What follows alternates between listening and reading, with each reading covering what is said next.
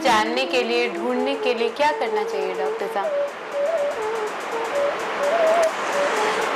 आप सबसे पहले विचार कीजिए कि मैं कौन हूं। इसमें चिंतन कीजिए। 5 मिनट की जो मैंने बात कही है उसमें आप चिंतन कीजिए, मैं कौन हूं, फिर कहां से आया हूं, कहां जाऊंगा। ये शरीर जो है वो तो नाशवान है, लेकिन मैं तो नाशवान हूं ही नहीं, अविनश्वर हूं, सदाकाल रहने वाला हूं।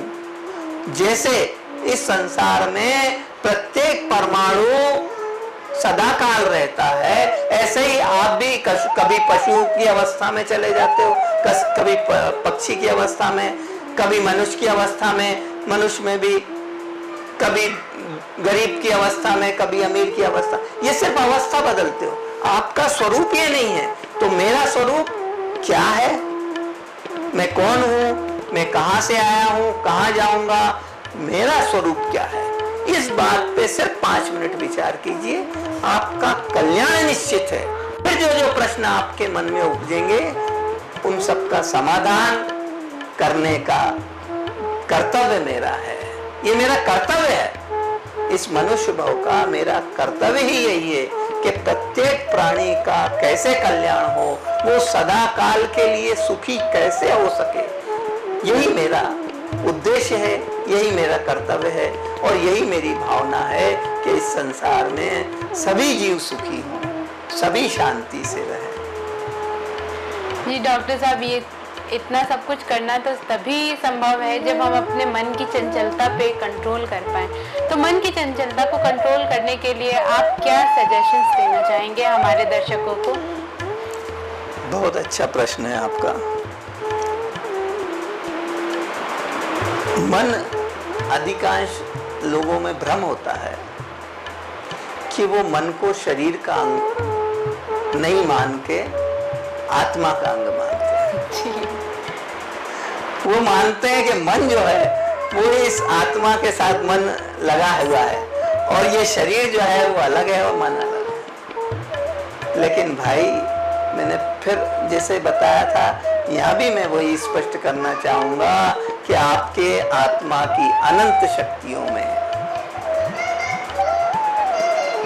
अनंत गुणों में मन नाम का कोई तत्व होता ही नहीं है। ये मन जो है ये आपके शरीर के साथ जुड़ा हुआ है और यही आपको इस संसार में, मन के कारण आप इस शरीर को अपना मानते हो और इस शरीर के भरण पोषण में आप अपना भरण पोषण मानते हो। इस शरीर को भूख प्यास लगती है तो आप अपने आप को भूखा प्यासा मानते हो।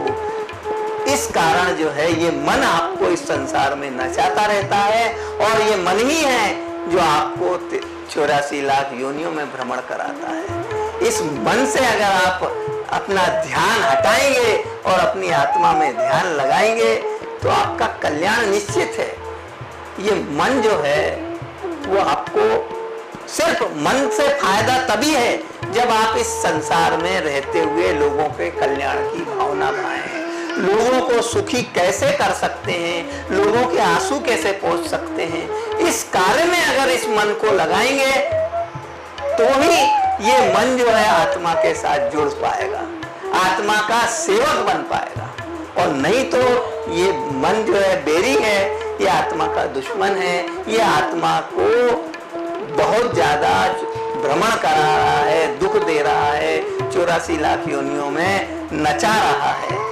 तो ये मन का कार्य आप जो है आत्मा से अगर जोड़ना चाहते, आत्मा का सेवक बनाना चाहते हैं मन को, तो लोगों की भलाई में जुट जाइए, लोगों के कल्याण की भावना भाइए, लोगों को, बीमारों को औषधि दीजिए, उनका इलाज करवाइए।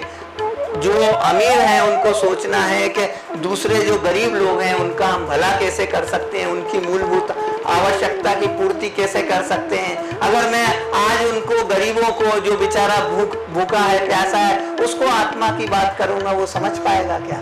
वो तो भूखा प्यासा है उसको तो अपने आप की, अपने परिवार की चिंता लगी है, उस चिंता को पहले मुक्त करूं, तो पहले उसका वर्तमान में कल्याण करूं, उसका भला करूं, फिर जो है मैं उसको आत्मा की बात समझाऊंगा तो वो सदाकाल अपना कल्याण कर पाएगा। ये हमारा उद्देश्य है और ये हमारा धर्म है और यही मानव धर्म है, यही विश्व धर्म है और यही शांति का धर्म है। दर्शकों, उम्मीद करती हूँ डॉक्टर साहब के इन ज्ञानवर्धक बातों को सुनकर आपको अपनी चेतना में झांकने का और स्वयं को ढूंढने का एक मार्ग जरूर मिला होगा।